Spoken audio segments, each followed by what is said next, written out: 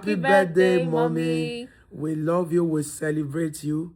We thank God for your life. We appreciate everything God has been using you to do in the life of my father, our father, Dr. Dike Olukoya, in your family, in the life of your child, in the life of everyone that is within and around you. We thank you for a gift of a wonderful spiritual mother like you. We love you. We appreciate God in your life. And my prayer is that the Lord will continue to strengthen you. The hand of God will continue to be upon you for wonder. Mommy, we love you. God bless you. Happy birthday. Greater you in Jesus' name. Happy birthday, mommy. We are so grateful to God for your life. Thank you so much for being such a wonderful mother to us.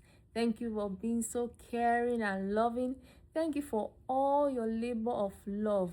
We are so thankful to God for his wonderful works in your life.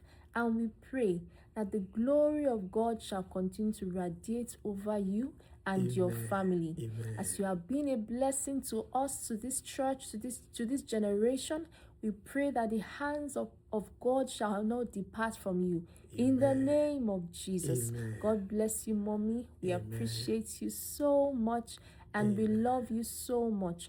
May the Lord bless you and keep you in sound health and in prosperity.